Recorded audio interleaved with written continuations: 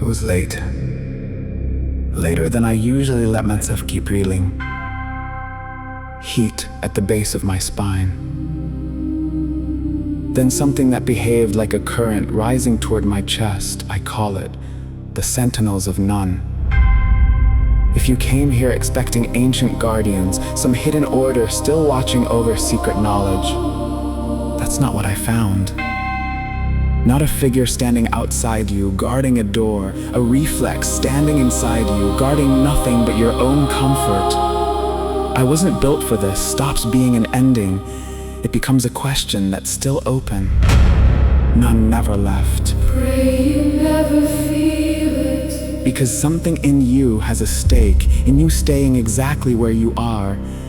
And that current is what I'm about to show you how to catch. It was late, later than I usually let myself keep reading. The apartment had gone quiet in that particular way it only does after midnight, when even the street outside stops pretending it has somewhere to be. I was sitting in silence after weeks of reading the same page. The creation of the world from none, the formless water that existed before anything else. I wasn't meditating to get anywhere. I was just stopping. First, heat at the base of my spine. It wasn't dramatic. It was small, almost polite, the kind of warmth you'd normally dismiss if you weren't already sitting still enough to notice it. Then something that behaved like a current, rising toward my chest. Before my mind decided anything, my body reacted, my breath caught, my shoulders lifted. My first instinct was to name it fast. Anxiety? Energy? Imagination. Naming it is how I make things stop. I've built a word for what happened in that half second of resistance. I call it the sentinels of none. You won't find that name in any Egyptian text. I made it up because I'm about to show you something that already lives inside you too. Somewhere in the middle of this video, I'll show you exactly where, in your own body, something like that formless water can still be noticed, and why you've probably felt it before without knowing what to call it. Before we go further, close your eyes for 10 seconds. Bring your attention to the base of your spine. Don't try to feel anything specific yet, just arrive there. If nothing happens, that's fine too. We'll come back to this more than once tonight. Among the oldest surviving religious writings, the pyramid texts preserve accounts of creation involving Nun and Atum. Inside the pyramid chambers of Saqqara, carved more than 4,000 years ago, they describe the beginning, not as emptiness, but as Nun, water without form, without time, without division, no sky yet, no ground to stand on. Just water stretching in every direction with nothing there to measure it against. And from inside that water, something recognizes itself. That something is Atum. Egyptologist Jan Assmann, one of the most influential scholars of ancient Egyptian religion, describes this cosmogony as a coherent theological system, not a children's story. He's not being poetic when he says that. He means it as a claim about how reality itself is structured. The universe doesn't come from nothing. It comes from a potential that hasn't yet chosen to become anything. Atum rises on the first mound of earth, the Benben, and from himself generates Shu, the air, and Tefnut, the moisture. Not born from union, from himself alone, spitting or sneezing them into being, depending on which version of the text you read, the first couple. From them, Geb, the earth, and Nut, the sky. And from Geb and Nut, 4 more, Osiris, Isis, Set, Nephthys, 9 gods, the Ennead. Egyptologist R.T. Rundle Clark adds one more point that matters here. None never actually left. Even after creation, none keeps existing underneath everything that was made. Every year, when the Nile flooded, the Egyptians read it as proof, the original potential, still touching what had already been formed. The fields would vanish under the same formless water the myth started with, and then the ground would reappear, richer than before, creation replaying itself on a yearly schedule. Uralis going to Urali Tanadange, Body de Criasis Promofam I Wet the Bednalaspom, Comedy of Wesh, Brother of Sigament. It's the pattern I see in it, 9 names, but really one movement, formless potential becoming self-recognition, then splitting into a first polarity, then into structure, then into the drama of being alive, birth, death, loyalty, conflict. That's not written in the pyramid text like that. That's the seam I'm sewing between an old genealogy and what it feels like to become a person. I'm not hiding the stitching. I want you to see exactly where the ancient text ends and my reading of it begins. Most people who feel spiritually numb assume they simply weren't built to sense energy. Some of them may be overlooking a very early stage of perception. I call this pattern perceptual interruption, a term I use for the moment attention moves away from a subtle sensation before it becomes clear. The ancient Egyptians described the beginning of everything as none, formless water, undifferentiated potential. I read that image as a way to talk about a layer of perception that's easy to miss inside your own body too, not proven by the myth, just illuminated by it. If you've practiced for years and still feel like nothing is happening, that doesn't necessarily mean you're insensitive. In some cases, the earliest signal gets interrupted, dismissed, or explained away before it becomes clear. Stay until the end of this video and check the link in the description. What I'm going to show you in the last few minutes is there, waiting. If you came here expecting ancient guardians, some hidden order still watching over secret knowledge, that's not what I found. I spent years half hoping I would. I never did. The title of this video calls them the Sentinels of None. Here's what that phrase actually points to. Not a figure standing outside you, guarding a door, a reflex standing inside you, guarding nothing but your own comfort. No robe, no ritual, no secret handshake required to get past it. Just a habit old enough that it stopped feeling like a habit. Most spiritual content treats resistance like an obstacle placed by something external, karma, entities, an old contract you don't remember signing. I don't think that's what's happening most of the time. I think the thing standing guard installed itself. And it did that so quietly, you never noticed you were the one doing the guarding. I've caught myself doing it in the middle of writing this very video.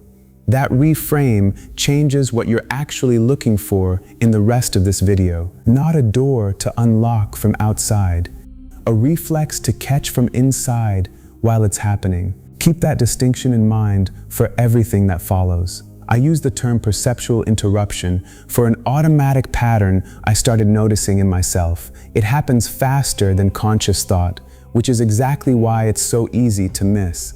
A sensation begins and attention moves immediately to naming it, judging it, or dismissing it. That redirection is exactly what stops the sensation from ever being felt in full.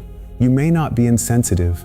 In some cases, the first sensation may be interrupted, dismissed, or overlooked before it becomes clear. Think of a smoke detector that cuts the power before you ever smell the smoke, or muting a call before you hear who's on the other end, or a subtitle appearing half a second before you realize you needed it. You never even noticed the gap it filled. The signal existed, it just never got through. This changes the question people usually ask about spiritual sensitivity. It stops being, why can't I feel anything?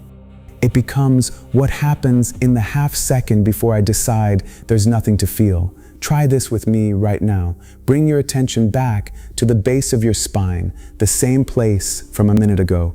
Don't look for a specific feeling. Just notice the very first thing that happens the moment you pay attention, even if that first thing is nothing. Nothing is data too. Take your time with this. There's no wrong answer, only what's actually there.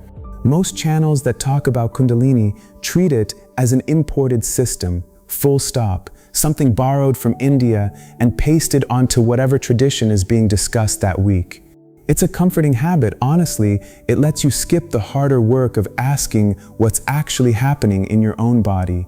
I want to be more careful than that.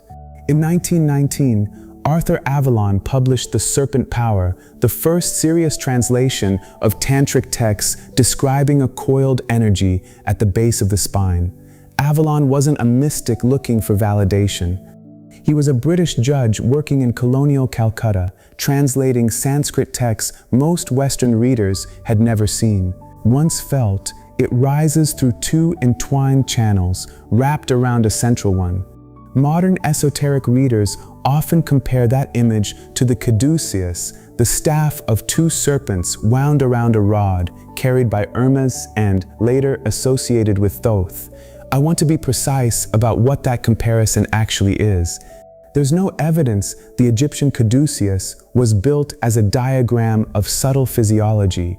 The resemblance is visual, the comparison is modern. It's a reading, not a continuity. Here's what I think the comparison is actually doing once you strip the borrowed vocabulary away.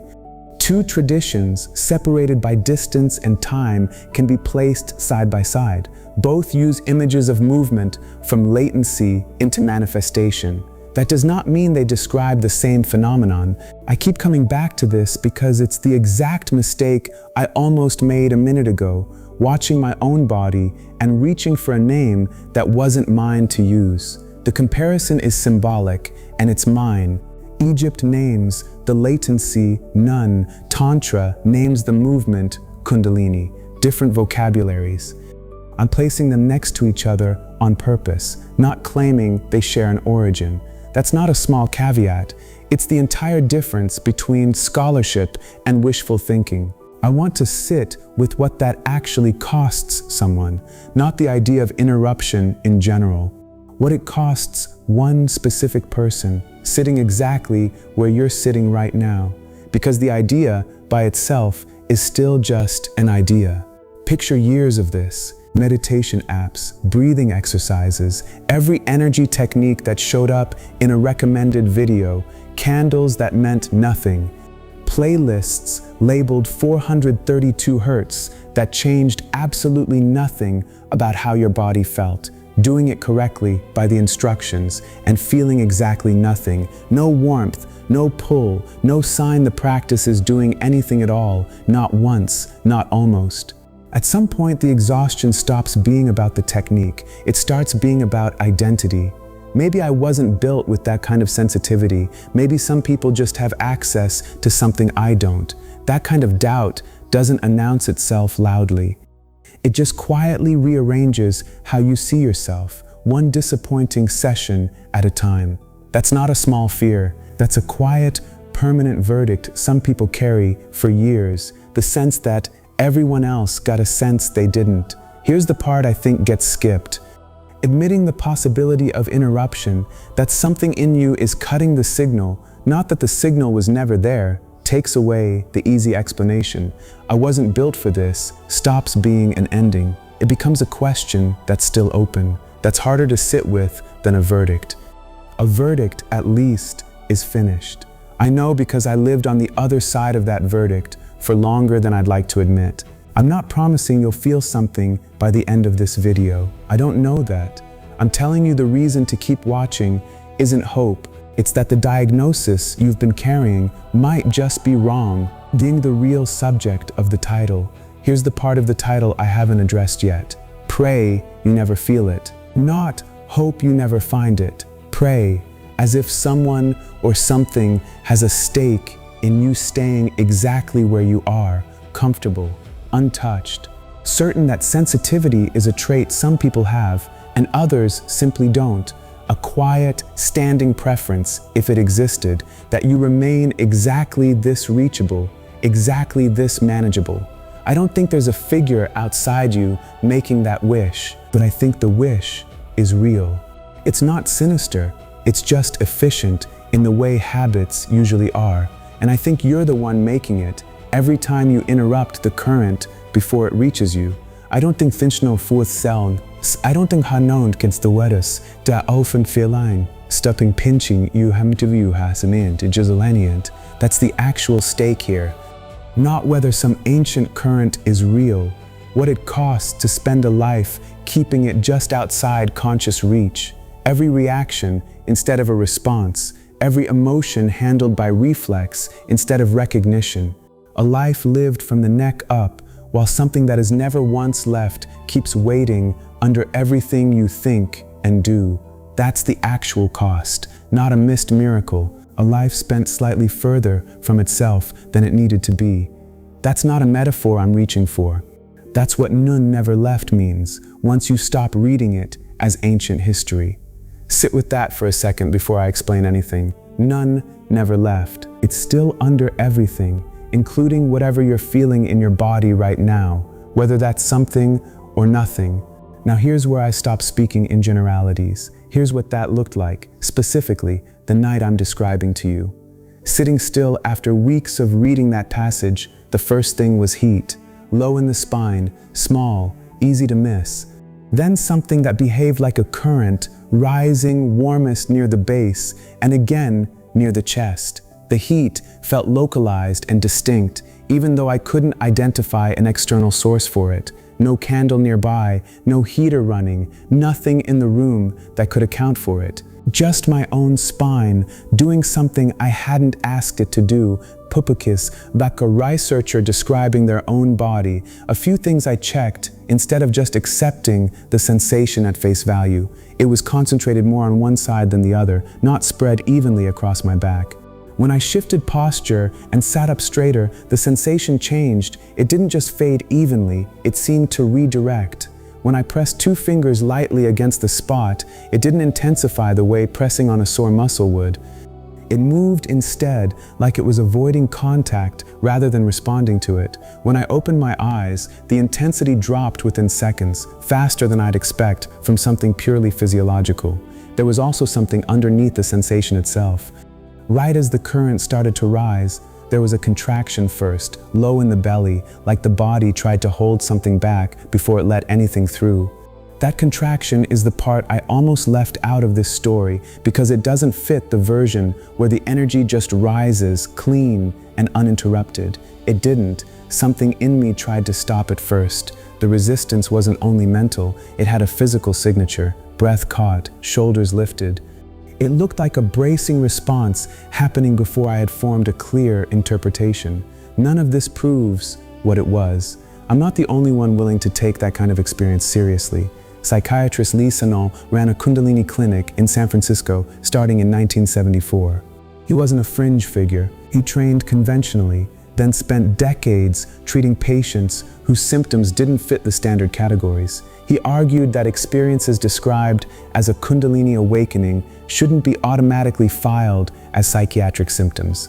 That doesn't mean every energetic sensation is spiritual. It doesn't replace medical evaluation when there's real distress or disorganization involved. I want to be exact about what that source supports and what it doesn't. It doesn't prove the current is what the pyramid texts describe. It only says the sensation deserves to be examined before it gets dismissed. Physicist David Bohm proposed something structurally similar from a completely different direction. Bohm wasn't writing about spirituality at all. He was trying to solve a problem in quantum mechanics. That's part of why the overlap caught my attention in the first place. The visible, separated world we see, he argued, unfolds from what he called an implicate order, an undivided potential not yet split into objects. I'm not saying Bohm proved Nun. I'm saying the same shape of thought showed up twice in 2 vocabularies that never spoke to each other. Before I follow that thread any further, here's the same reflex from the sub-promise showing up again right in me. The pull to explain it fast. That pull is strong. It wants an answer more than it wants the truth. The current is kundalini. The current is Nun. The current is proof of something. I didn't let myself close that gate immediately. Before naming anything, I considered whether the sensation belonged to me at all, or whether weeks of concentrated reading and attention had built something in that room, an atmosphere, a residue of focus that the sensation was picking up rather than producing. The same current showed up again later in a different room with none of that reading behind it. This time there was no book open nearby, no ritual, not even the memory of one, just an ordinary room on an ordinary evening. That weakens the idea that it depended on the atmosphere of one specific space. It doesn't rule out every other explanation, conditioning, expectation built by the reading itself, a learned association, an autonomic pattern the body already had, simple attention deliberately placed on the spine for the first time. All of those stay on the table. What matters here isn't the conclusion, it's the discipline. Notice first, examine second. The failure isn't uncertainty, it's reacting or concluding before doing either. Here's the piece that's been missing this whole time. Not another source, not another layer of the myth, a way to actually catch the interruption while it's happening instead of talking about it after the fact. I built a small practice around this. I call it the noon pause. It isn't written in any ancient text, it's mine, built as an image inspired by Atum rising from the water, not as a documented technique from any tradition I've cited tonight. I'm telling you that up front because I think false authority is exactly the trap this whole video has been describing. 7 steps, and none of them tell you what you're supposed to feel. Do them in order, but don't rush any single one. The value is in the noticing, not in finishing the list. Notice your breath and posture first, without changing them yet. Bring attention to the base of your spine, without picturing any specific movement happening there. Register whatever changes, including the complete absence of sensation, which counts as real data, not failure. Check specifically for heat, cold, pulsing, tightening, a mental image, an emotion, or a shift in breathing without deciding in advance which one matters. Resist naming it immediately as kundalini or Egyptian energy or something outside you. Just describe, in plain words, what you noticed. Repeat this on different days, in different places. Compare what you wrote down over time. One session tells you almost nothing. The pattern across many does. Most people give up after one try because one try rarely feels like anything. That's not failure. That's just one data point out of the dozens you'll eventually need. I'm not going to tell you what you should feel because I don't know. The only thing I'm asking is that you record what actually happened, even if what happened was nothing. I'm not going to tell you that Nun, Kundalini, and the implicate order are the same event wearing 3 names. They're not. Different eras, different instruments, different reasons for looking. 3 genuinely different projects in 3 genuinely different centuries. But they can be placed beside one another because each, in its own context, asks how what is hidden or unformed becomes manifest. Egypt asked it about the universe. Tantra asked it about the spine. Physics asked it about matter itself. You get to answer that question right now. Not with your head, with your attention.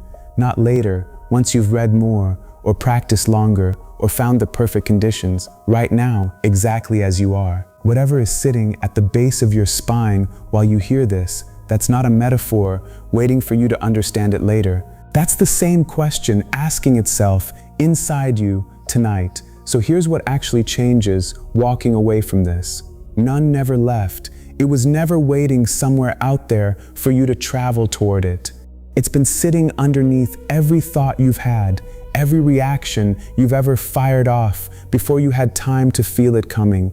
Every small flinch away from a feeling you didn't have a name for yet. You didn't come here to become someone who senses energy.